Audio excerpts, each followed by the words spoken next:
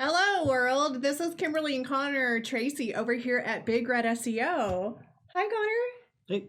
How are you guys doing over there in the world of the web, specifically Facebook and YouTube and all different areas? Because as you guys know, our weekly recaps, we target and focus on specific subjects. We've kind of broken this down to help all different aspects in people, no matter what phase and what stage they are within their business, whether they're running a one man show, one woman show, or they have multiple teams. And today I actually opted to pick Connor's brain regarding something that this guy has years and years and years of experience with. And by years and years and years, I think it's like close to 20, if not 30 years back way in the day. Yeah, 94. Which happens to be domains. So what we want to do is provide you a little bit of feedback on, hey, if you've got a domain, what is it that's important for you to know and understand? If you're looking to purchase a domain, maybe it's some things to like take and reflect on and determine what's your next step. But this specific subject comes up right whenever we onboard somebody for SEO services, because what happens is a lot of times people talk about, I want to start this business. They figure out what is the business name, and then they go and try and snag a domain. And then before they know it, they're not really synced in what they want to do, and or they decide to sell the business, or they decide to change the business, and then all their marketing is under that one domain. The big thing is when the direction of the business changes. Yeah. You know, so like for us, Big Red SEO, if we were to stop doing SEO and start doing social media, then our domain name should probably change, because we would be Big Red Social Media. Yeah. Yeah. Or Big Red Marketing. Or yeah. Whatever happens to be. So. However, I did find a way, just side note, that because I do energy work as well, right? So I found an acronym to replace the SEO with energy, right? Social Engineering Optimizer. However, the situation is that even with that, I would have to explain to somebody what the SEO stands for, right? I would have to explain the acronym specifically.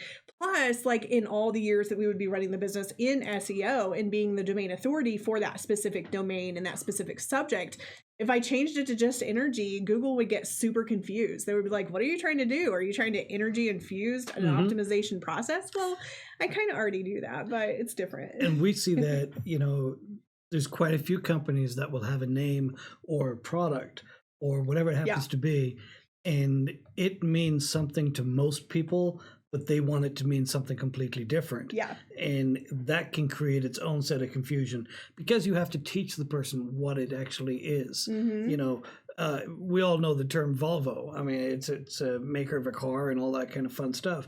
But the amount of money they had to spend in order for us to know what Volvo was, right, or Kleenex, or any of the different things. Or Nike. Or Apple. Anybody. We're just naming all these names. We'll just We're name not drop the whole getting time. any affiliation at all. Starbucks, whatever, the cars, the vehicles, the products. Right. Yeah. But you got to spend a lot of money and a lot of time nurturing that brand and getting that brand known before people can associate it with it. Right. And in the case of like with SEO, if you were to now make SEO mean something else, well, you've got a couple million people that say, no, it means this. You know, so a couple of million that have some weight behind the accreditations, right? Not to say that I'm not very accredited, but what I would say is there's a lot of PhDs out there in the Google world specifically that would be like, yeah, that's not what this acronym stands for. Yeah. So every now and again we see something like that, but you know. Is what it is. Today, Connor actually has a couple different elements he wants to share with you guys regarding domains and SEO. I think that's the best place for us to start. And the thing today, guys, is if you have questions that pop up as he explains this process, feel free to put them down below. I'll be monitoring. So if you see my eyes go this way, it's because I'm inviting and entertaining. However, go ahead and ask the questions. And if you catch the replay and you have follow-up questions, be sure to put those in the comments. So this specific video will be, he does his magic, and then we throw it up on YouTube so people can actually look and engage. We gently place it on YouTube. we throw it. And then we transcribe the video. So if you're not a video watching person, because sometimes we can go a little long, we like to talk a little bit, you could just read the transcript as well. So to start, Connor, though, whenever somebody is looking at starting a business, from an SEO perspective, what do they need to think about? So there's a couple different rules with the domain name in general, okay? And one of them comes from the marketing, being able to if you're face to face with somebody, being able to say your name Yeah. and that they will be able to understand it Quickly. Okay. They need to be able to remember it. So if you have a really long domain name, you know, so pick a really long industry. Yeah. We got so we didn't prep for this part. Something widgets, Blue Widget Advertising Company. Okay, .com. It's way too Blue freaking Widget long. Advertising Company, Omaha.com. Omaha.com. Because that's usually what people do. They try to put this. They try to stuff the city. Stuff it all. Or if you could do like some coincidental company, Omaha, and then people don't know how to spell coincidental. Right. Yeah. So you have to be very specific in what it is you're going after. One of the words that I have problems with, and I've been struggling with it for several years, is alley. Okay, and it's like a bowling alley. Yeah. Ah, I had angle and angel. So there was alley and ally. Oh yeah. And we were working with a company a few years ago that was building out a shopping cart. And it was called Ally Cart. Yeah. Which was supposed to be an ally of your e-commerce and so forth. Yeah. But all I could see in my mind was Alley Cart. And then that just became Alley Cat. And then the whole thing just kind of fell apart for me. And then you started singing a song in your head. And then you're like, want to go bowling. And you're like, why am I so confused? So I still have problems with that. And everybody has problems with certain words. Yeah, it's just what it is. But you have to know who your demographic is. And you have to make sure that what words you're putting on your domain name are going to match what your business is about. Yeah. So you can start with something completely obscure. Call it table.com company and you do something else completely. You sell cars. There's no known assembly between the two of them. Right. So you'll have to do a lot of advertising, a lot of work to make all that happen. So anyways. Well, and the thought process is like, in addition to this, right? So spelling is really important. So if you have a company that maybe some people just have individual issues with actually correctly spelling, you know, I before E except for after C type of things. Sometimes it's better to abbreviate and or just do the industry specifically. You know what I'm saying? Like sometimes that's the best situation. Side note, we have senior Mr. Guinness. Guinness is here in the room. We have senior Mr. Guinness in the room. He is our English bulldog if you're tuning in for the first time. And he just farted. It's loud. It was bad. A little intense at the moment. So. We need to open windows.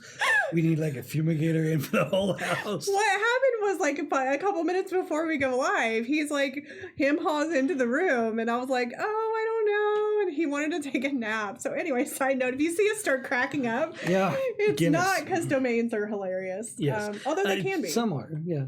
Okay. So anyway, so with your domain name, you have to make sure that it is something that's easy to get across to somebody. Right. Years ago, I worked with a company and they were talking to me on the phone. They said they were having problems. Yeah. And I said, okay, what is your domain name? Well, www.widget something.com. Yeah. And I'm typing it in. I'm like, no, that's not working. I'm like, are you sure you have it right? He's all www.widget blah, blah, blah.com. Yeah. I'm like, it's not working. So let's go spell it out. And this is now after like 10 minutes. Let's go ahead and spell it out. I'm like, www. And he goes, okay, www.widget something.com. So he put the www in his domain. In his domain name. Yeah, this happens a lot, guys. So that became just a huge obstacle from my end as to what was going on. Like, you need to change your name. Right. You haven't even opened your company yet. Please change your name because it's bad. Yeah. Wrong or whatever you want to. It's going to create more confusion. So the thought process, so here's where it's at, guys, and he's using generic terms because we don't want to call anybody's business straight out. So domains is one of those things you can't hide from. So as soon as you say it, then you know who it is, right? But the thought process is there is best practices when you purchase domains. And a lot of times, this is one of the things people are a little bit confused on. Okay, well, whenever I type a website into a search or URL section, I type www. whatever the domain name is, right? So we'll use ours, www.bigredseo.com. Well, since people are trained to type in that way, which by the way, you can do it without the W's and get the same results, right? But for some reason, people do like to use the W's. Based on this type of habit, habitual habit, in just the behavior, when they go to Google domains, they automatically think they have to put the W before. And that actually is not correct. You're not supposed to put it before. The next screen, whether it's Google domains or somebody else, will actually show www.bigredseo.com, which is a red flag of don't purchase that domain, right?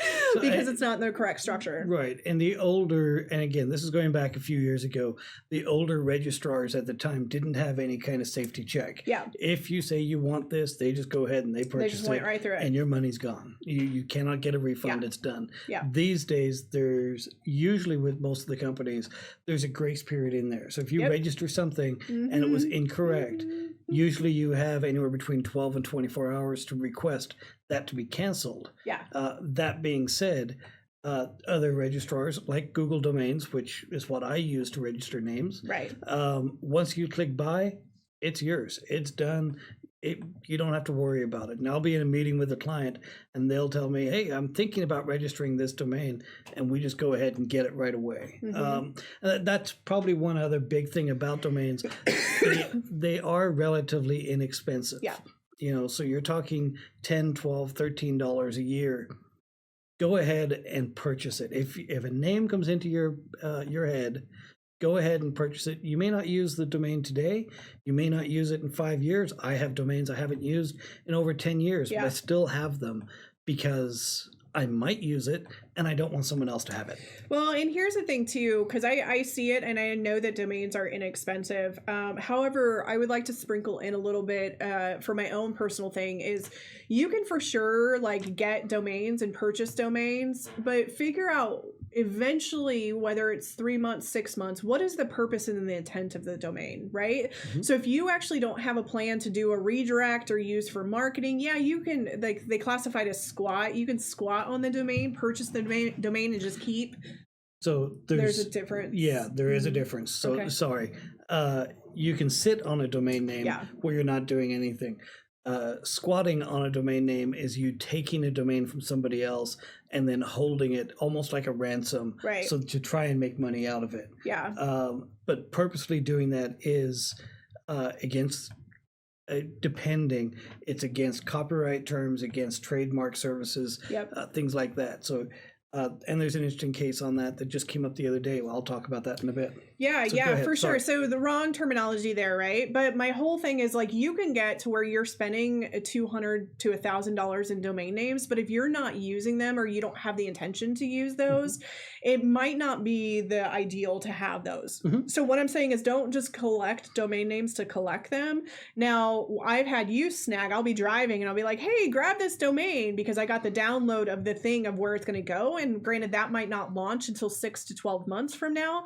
However, there's a form of a structure of what is going to be within that container of that domain. Does that make sense? And in the meantime, you can redirect them, right? And that doesn't hurt. So maybe, do you want to touch on that? Like the difference between a domain and a redirect and like what that process would be? Sure. So with your domain name, so that just goes directly to your website, you can add in parked domains or redirect names. So Microsoft, for example, will use them because I'm familiar with how their systems work. Right. But you've got Microsoft.com, and that's their main company website. Then you've got Bing.com, which is actually a section of the Microsoft product. But if you look at Microsoft.com and you look at their products and you go into Microsoft Office, for example. Right. So you've got MicrosoftOffice.com, you've got Microsoft Office /Excel, which is actually their Excel product, which is part of their Office suite. But they also have MicrosoftExcel.com, and that'll automatically move a person into that Excel folder.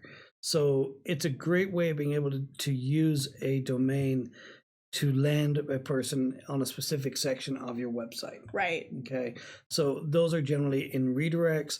A parked domain is if they wanted to buy Microsoft.com and then buy Microsift.com, a misspelling between the O and the I. And then they just point that to their website. And that way then someone else can't come along and try to take that name. Right. there are copyright issues, there are trademark issues, there are service mark issues that will help protect a company if somebody comes in and tries to just change one letter. Right. And we've seen that be successful in the fight. Yeah. And we've also seen that fail in a fight. Yep. And fail for reasons that we don't understand why it wouldn't have gotten through. Where lawyers and trademarks and patents and everybody else says, oh yeah, this is protected. And then when you try to enforce it, it didn't actually go through. So yeah, and it's kind of one of those things like I think that it's really important to make sure that if for whatever reason you're in an industry or you have a product, hey Jeannie, love that you're here. So I think it's also important for you to ensure that you go through the process to trademark if that's something of importance, or you register if that's something of importance, right? Again, the question is, and the thought process is, where are you going in the near future, and where are you going at the end of the future? So one thing that Conor taught me a long time ago was whenever you create a business, determine what's the end goal. Are you looking to shut it down whenever you decide that the business is done? Are you going to sell it, or are you going to gift mentor it to somebody and bring somebody in? So this is all really important too, right? Because if you're building the business for so long and then you get that domain authority, or you have those domains, the longer that the domain has age, it does have a little weight. Google says no, not really. It doesn't influence it, but it's a little bit. I mean, he's tested, he's figured out, he's like tweaked a little, right? The difference between a domain that's been established for quite some time and not. So Conor, like, say a business has a specific domain, and then like maybe it wasn't the exact spelling that they wanted whenever they first started, right? Maybe it was not something intentional. Maybe they had to cut some words off, add some words in, to be able to somewhat secure their business, right? So if for whatever reason a domain comes open and it's like $12 or $15, or it's a couple thousand, what should business owners consider whenever they want to purchase that domain? Sure. So I'm going to use carpet cleaning as an industry, and I'm going to not use, a specific name. No, but I'm going to use the city of Naples because I really like Naples, Florida. They've got a great cigar bar down there, and we had great whatever, the Capitol Grill or something like that was there. Anyway, we're going to use Naples as the example. So a company years ago, let's say they had carpet cleaning, or carpetcleannaples.com, and now carpet cleaning Naples has come available. Should you make the change? There's a couple of things that you'll need to review and determine. Number one is, how long has your company been established under that domain name? Right. You know, you're going to have to be changing, or possibly changing, invoices, signage, vehicles, radio ads for the future, whatever marketing was done within the website, all of that kind of stuff will have to change. Now, there's a checklist you can go through and determine all the different things you have to do, changing your analytics, your webmaster tools, and the stuff within your website. But the big thing is to determine, is it worth the effort? Sometimes it is, sometimes it isn't. With this particular case, rather than changing from carpetcleannaples.com over to carpet cleaning, what I would recommend is just purchase carpetcleannaples.com and then redirect that to your clean website.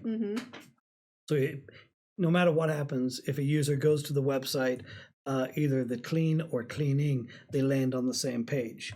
Now, when you actually look at the backlink history, when you're looking at the information within the website, if it's been established for many years, then I don't know if I would actually change it. Right.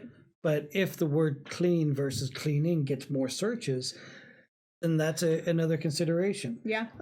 Google does have a thing called exact match domain, the EMDs. And Google has stated over and over again that EMDs carry less weight. Right.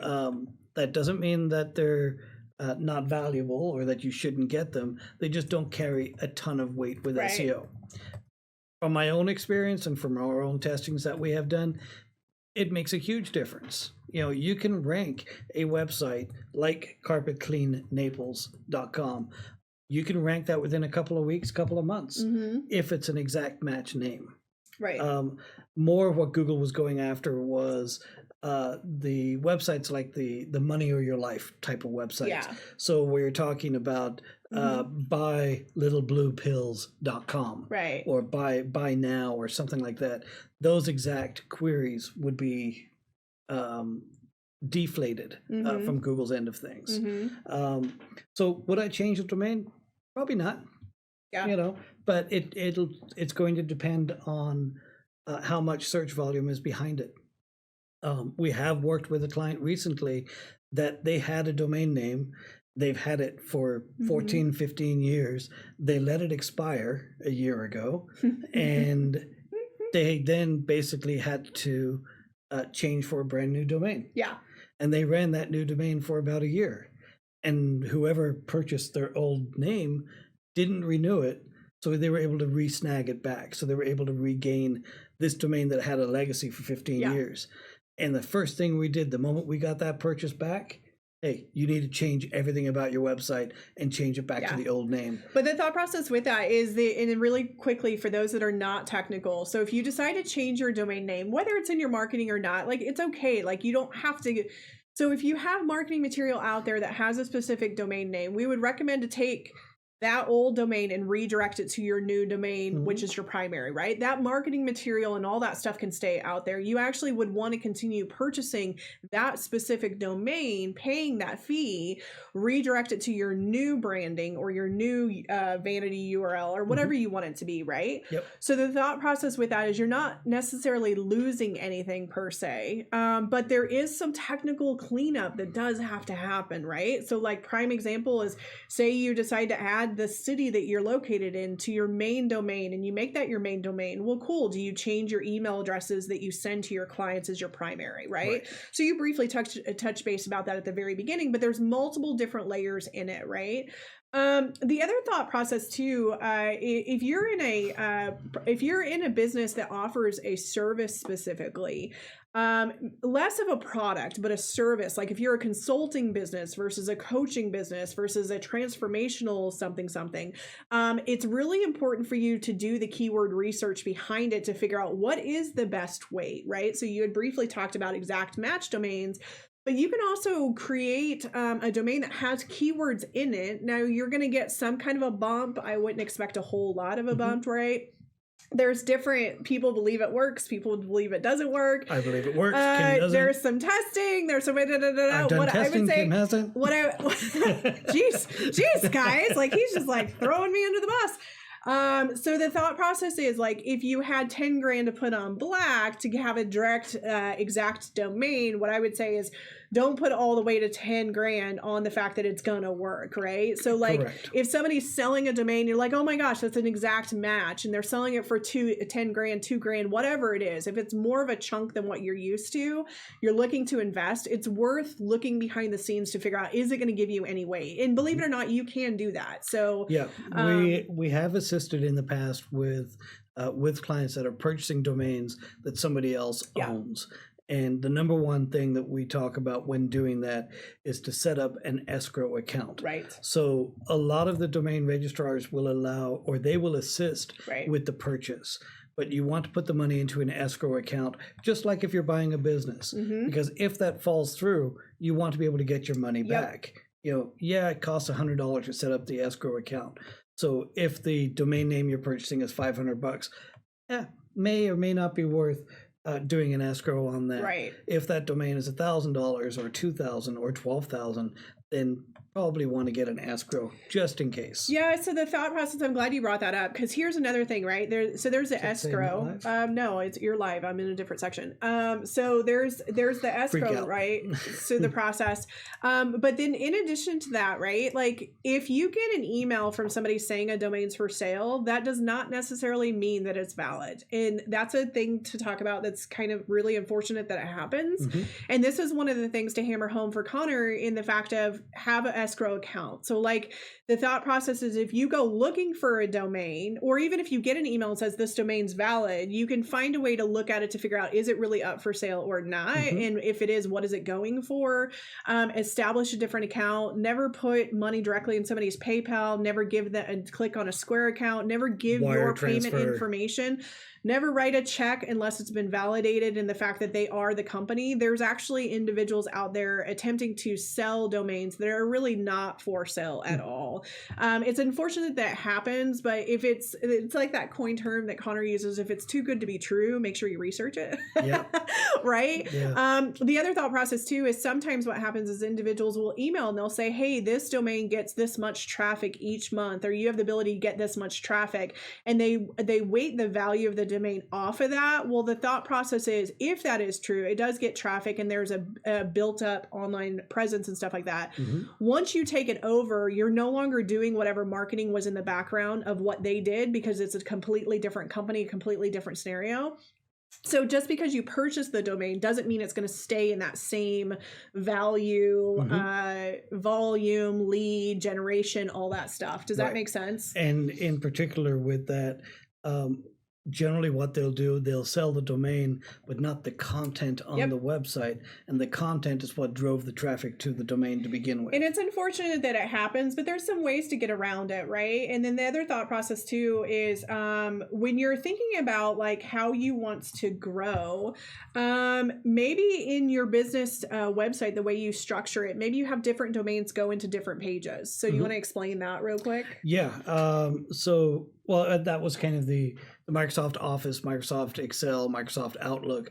Those different domains go into different folders within the website. Yeah. So that's kind of how that end works. But one thing that if you buy a .com domain and you get an email saying, oh, the .org and the .net is available, or the .us, you don't have to buy those if you don't feel like buying them. Yeah. Sometimes you might buy them just so that nobody else can use it and that you're locking down that entire brand. Web hosting companies years ago, they would buy whatever their domain name is, and then the word sucks at the end of it, or fail, or any of that kind of stuff. And I think that I think they kind of hammered some of that down for smear campaigns. Like it happens a lot in politics, guys. Like that's one industry we don't touch in SEO and pay-per-click. So, and it's really just to protect yourself. You know, if you're getting bad reviews or you want to eliminate the potential of a bad review, if you buy the domain name and then have that point to a section within your website, you've now locked that down. If you're a plumbing company in Elkhorn and you're also dealing with plumbing in Omaha, buy the two domain names and then point them to different pages within your website. But keep in mind that each one has to have its own separate marketing strategy. One won't help the other. They have to be individually marketed. And that's where I think a lot of people get lost. One thing that you could do, if you're doing events in Elkhorn, all your flyers on there should say elkhornplumber.com or whatever. And if you're doing big events in Omaha, then you do Omaha Plumber or Plumber in Omaha, whatever the phrase is that matches your business. You build up separate marketing material for each individual event, and then it generally allows you to track where things are coming from. And that's more what it's used for, is the tracking. Are we spending the right money for the right thing in order to get the right results? Yeah, and I think like if you're doing events specifically, you can use your traditional website URL, and or it might make more sense for you to snag a domain based on the name of the event, right? And then you can create a page within your website and then use that vanity URL as that main page. It's a little bit of a complex. We probably should draw it out. However, there's a way to do that. So that way, say that your business name has 16 letters in the name, right? Plus you have an event that has 12 letters. Somebody's not going to want to type that all out, right? And sometimes abbreviating doesn't really make sense. So it might be good to just start with the event URL domain, right? And they're still within the container of your website specifically. It might open into a new page and maybe create a landing page. We could work with you with that if you need help. But there's multiple different areas of domains that can actually help and assist you. And also, like sometimes we've actually had strategies where people are trying to figure out, is the marketing coming from TV, radio? Is it SEO? Is it social media? Where's the marketing coming from? And in Google Analytics, you can break this down, but we have some big million dollar companies that are like, we want specifically to know where's it coming. So they'll have their TV, radio ads use a different URL domain versus what their main company name URL domain is. And then if they have referring partners, they actually create a totally different vanity URL domain for those, right? Yep. So they can actually look in the metrics, where is the business coming from, and how is one website performing versus another website performing, if that makes sense. Yep. A couple quick things, Conor, regarding domain renewals, does it make sense for somebody to renew for just 1 year or multi-year? Yes, domain renewals. So domains currently are running about $12, $13 a year. A couple of years ago, you could pick them up for $8. A few years from now, they might be $20.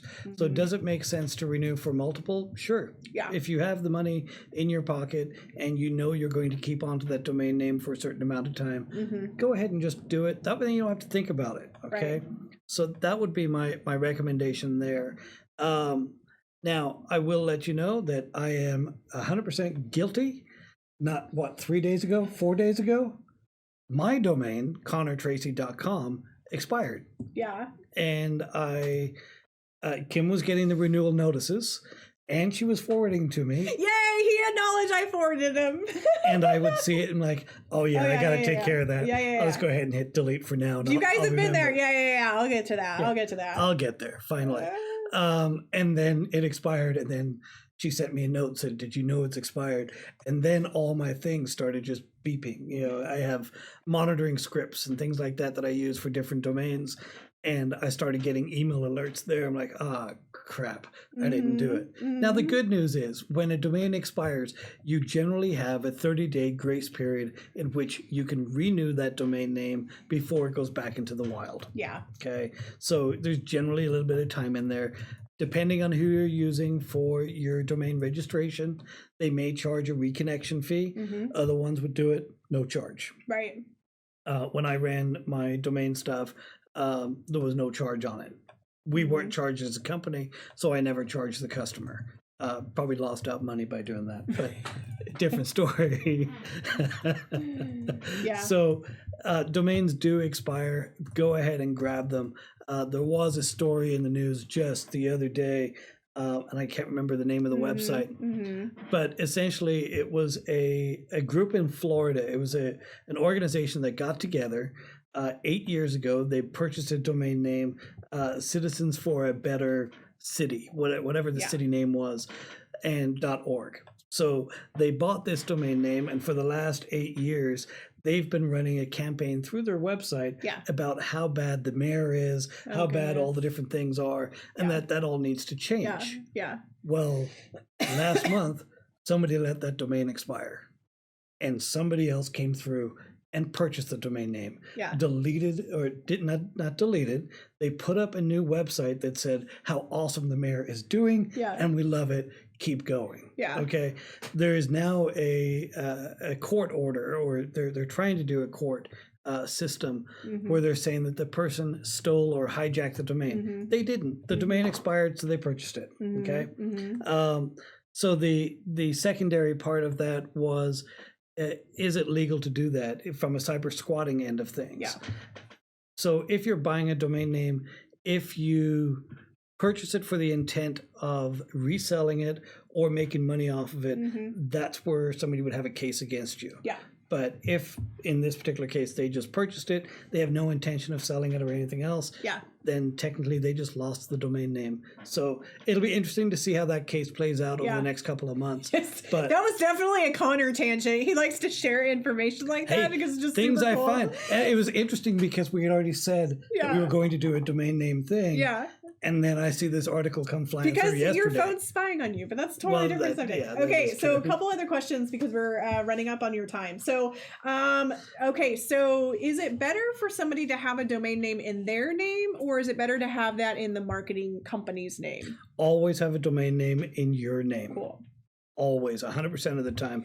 Nothing should ever be in the name of a marketing company. Your hosting, your domain name, your Google Analytics, your AdWords. Yeah.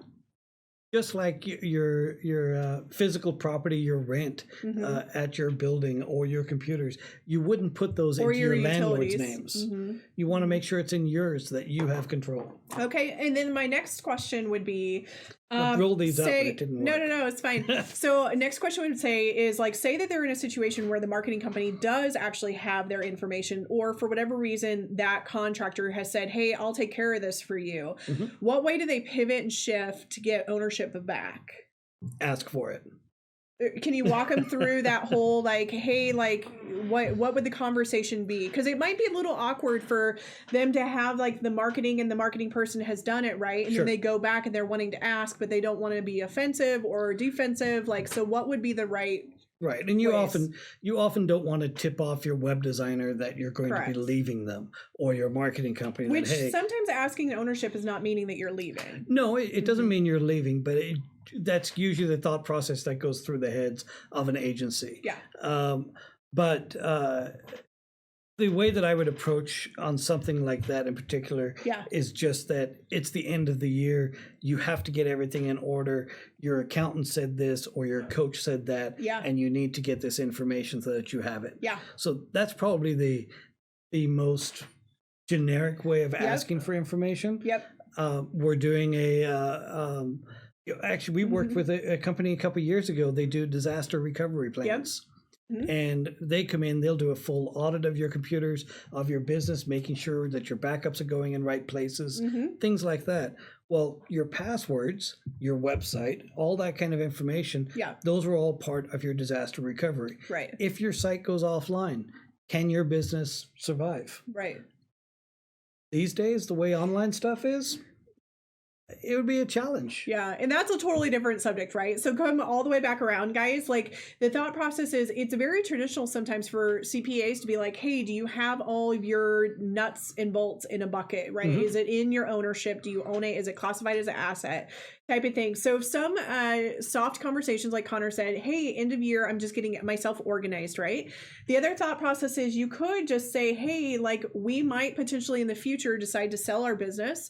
So therefore we need to put everything into the owner's name, right? Yep. So the thought process, that would be a very like, hey, it's so great you were able to help me with this and get this done. We want to make sure it's in our owner's name. One, for liability issues, right? Two, time and time again, we see like sometimes designers just decide to disappear and they ghost their clients, and then you no longer have access to that domain, and then they have to start from scratch. So you don't want that to happen, right? Like these are situations we're bringing to you. We don't want to dive really deep into the what is the bad stuff that happens, but it does happen, right? So anytime you can get it into your ownership, and if you need some guidance on, hey, I'm kind of in this sticky situation and I don't know how to go about it, reach out and let us know. A couple other questions, Conor. One, how important, well, first off, who is protection, and how important is that for somebody that owns a domain? Sure. So with your domain name, there's three different sections in a domain name when you register it. Yep. One is your registration or your registered owner. Right. Okay, so that would be you. Then you have the technical contact, which could be you or a hosting company or an individual. Or us. Agencies and so forth. Yeah. And then your third option is the billing contact, which could be you, or it could be, let's say, a different owner within the company or the accounting department. So let's break this out. Is like more likely billing's going to be an accountant or to be the owner of the business, right? Technical could be that marketing individual or the IT department, right? And then the person that registered it could actually be the marketing individual or the company LLC or the company owner, right? So there's and it could all be the same. You can have your name in all three. Yep. And most people have their same name in all three of them. Right. But what it allows you to do is that if something was to happen with the domain name, whether it's coming up for renewal, then the mail would go out to all three different people. Right. So that's one way of protecting yourself or making sure that stuff gets done. But anyway, so the registered owner, the technical contact, and the billing contact, those are the three sections. Right. By default, when you register a domain name, that information is public. Right. So it would have Kim Tracy, Mm-hmm. and then your email and your phone number and your mailing address. Right. And then you get onto a spam Which, list. by the way, most people work out of their home. Mm-hmm. So they don't think about this, home, right? And putting your home address on there, that creates its own little problem. Blurb, blurb. Yeah, we won't go into it, but yeah, blurb, blurb. But when you're registering a domain name, or you can contact them, even if your domain name is currently registered, you can contact and purchase what's called privacy protection or who is protection. Right. Okay. And what that does, it puts up instead of the billing information or the technical contact, it says redacted, or it says privacy protected, and then that information goes through a warehouse. Right. When somebody emails to that particular contact, the mail still gets forwarded to you, but people wouldn't be able to see what your email address is. Right. So it's a great way of stopping spam from coming in and stuff like that. Where it can create a problem is if you're trying to sell a domain name, or if we were trying to purchase one from somebody. Having access to all their information is a great way of being able to reach out and make direct contact with that person. Right. Or validate that they actually own. So if you own a domain and you're looking to sell it, you actually have to do a proof of ownership, right? So there's like a whole nother layer to that. So here's what I'll tell you guys. Like, we get contacted a lot from people that are like, hey, I keep getting spammed. I keep getting more and more spam. I don't understand. How do people know? If you don't disconnect your who is or do the privacy protection, then you're going to get spammed, right? It is what it is. It's a system that people do. They go and scrape it, and then they do that.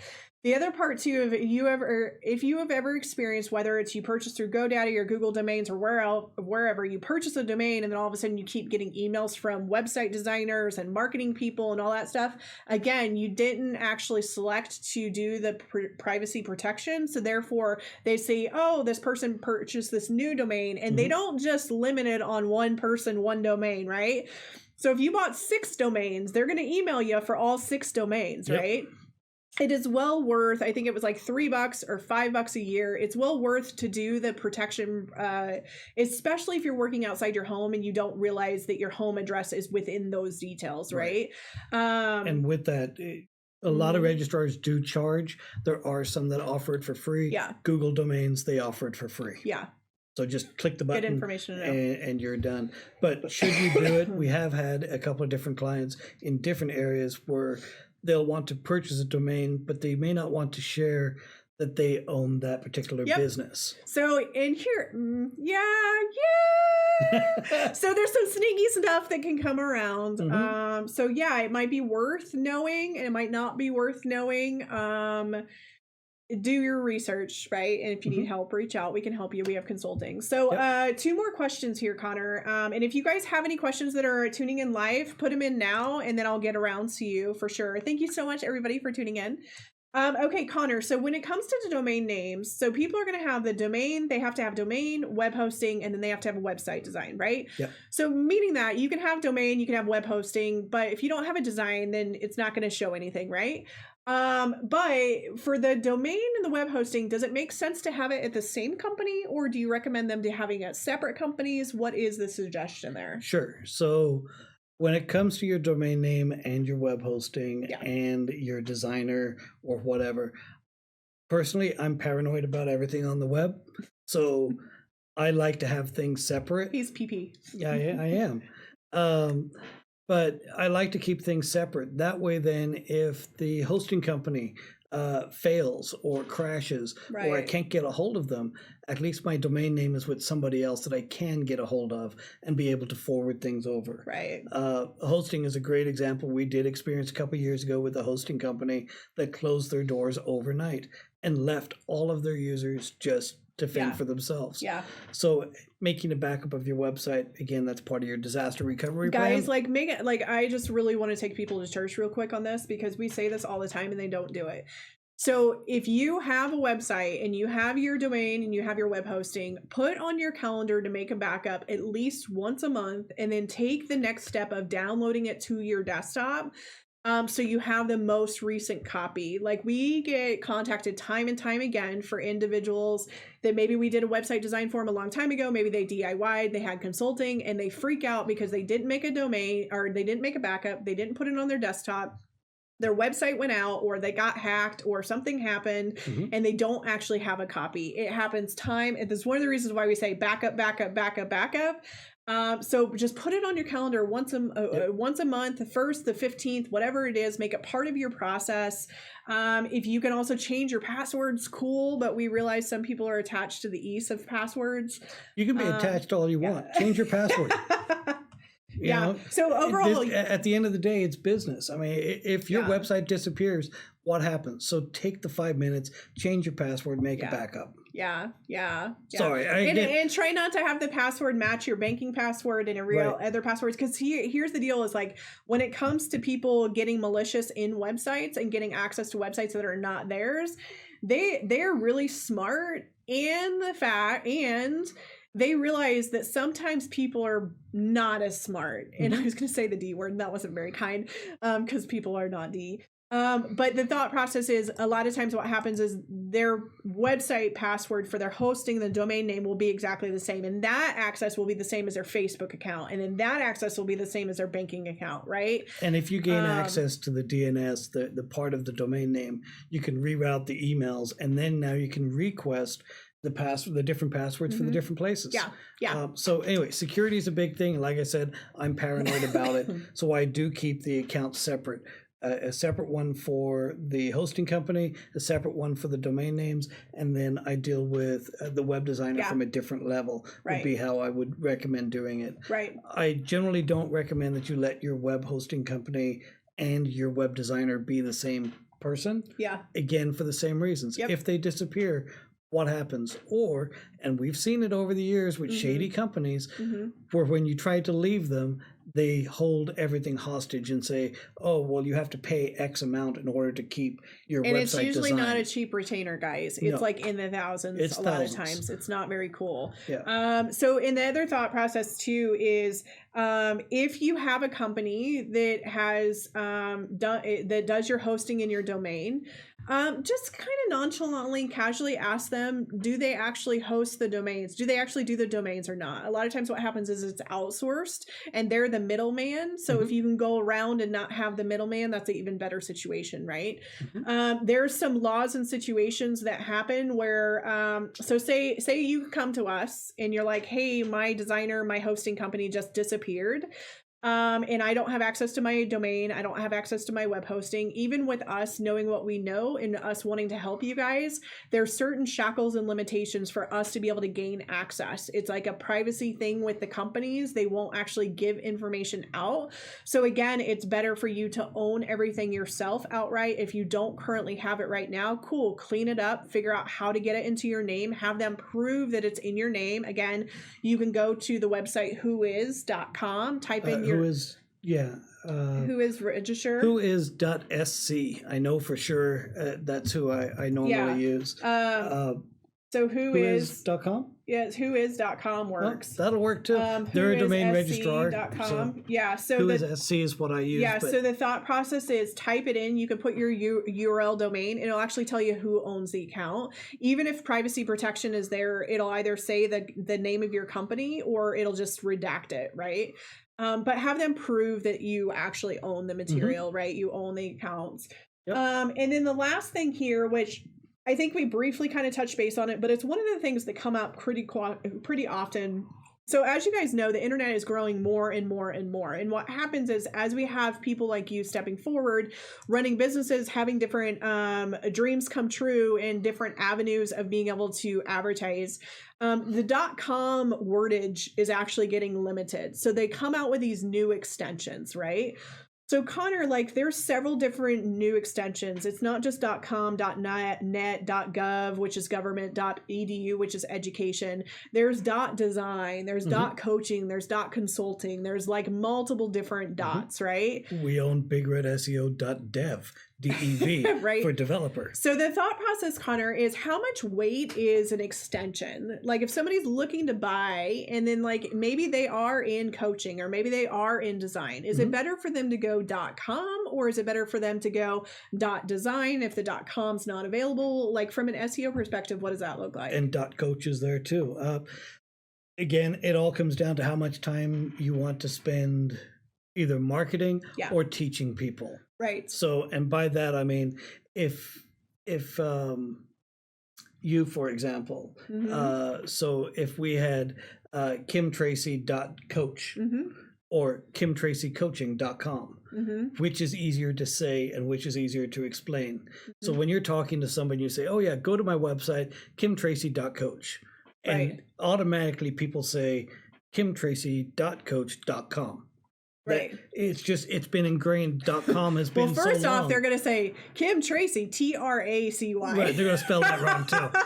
Instead of TRE. Which is another good reason to buy both versions of the domain name. Or maybe not do the whole name, or whenever you spell it out to where people get it and understand it. Right. So storytell that domain. Right. So I usually say it's because I married an Irishman. Right. Yeah, my fault again. So the whole thing with whether you should buy an extension or not, it doesn't carry any difference when it comes to SEO on search engines, on Google. Yeah. Okay. Whether it's a .com, whether it's a .coach, whether it's .us or .ca, does not matter in the eyes of Google. Right. There are some extensions where they don't allow, and they have removed completely from the index. CZ and some of the Chinese domains have been removed only because they've been so spammed that Google decided, well, that's it. We're going to cut the whole thing off. We're out. But for the most part, .com or .dev or .coach or whatever you want to go with, there is no difference other than the price, which can be different, and then your own ability to talk to people and say, hey, no, it's not .com. To train them, yeah. So if the training is an issue, then I'd go kimcoaching.com. I wouldn't bother with the And then coach. within a ranking, like, so say somebody has a company website, right? They're doing SEO, they're doing pay-per-click, maybe they're doing it themselves. Is a .com going to rank faster than a .net, or is a .coaching, .design? Yeah, no, absolutely no difference. Okay. And the same thing is true with the domain names themselves. So the example I used to use years ago was bluepineappledesign.com. And what is that? Well, we'll make that a web design company and off you go. It's the content within the website that influences the rankings themselves. Yeah. So your domain could be completely abstract and you will be able to rank, and it's not a problem. It just comes down to the teaching, coaching end of things. Cool. Whether it's worth the time and effort. Yeah. One last thing, guys. If you are offering a service in a specific city and therefore part of your future plan is to be in multiple other cities, it might be well worth you actually figuring out the strategy behind that and then snagging those cities now, and or you might actually have to do a complete different company rebrand. So again, it's something at the very beginning when you purchase, like, where do you want to go? How do you want to do it? Again, it's less right or less wrong. Like, you're not going to do anything bad per se, unless you are one of those people that like to do bad things bad. But the thought process is purchasing a domain and having a fleeting thought of a domain name. There's a little bit more strategy and thought process that goes behind it. Again, you could secure it for a year. I've done that. I've had these like blurb ideas. Coloring book pages was one of them, and I used to throw coloring parties and all that jazz. Bulldog studying. Yeah, I would purchase all these things, keep them for a year, and then just let them die off. And he always has a list to come back and be like, do you want to still keep these? Yes or no? The last thing, which you talked about earlier, but I just want to hammer it home as well. Do not wait until the last day to register or renew your domain name. Highly recommend renewing it 30 days prior minimum. Thought process is, you don't know, is that hosting company going to go out of business? Something going to change? Something going to shift? When you go to renew, sometimes it's not as quick as a utility bill and the fact you pay and all of a sudden your electricity comes back on, or there's a thought process behind it. We've seen with some different companies where you will purchase the domain or you will renew the domain, but it takes 4 or 5 days for that to actually process. And if that person's on vacation or their manager's out or it gets lost in the realm, I mean, there's so many different things that can happen. So 30 days minimum, put it on your calendar.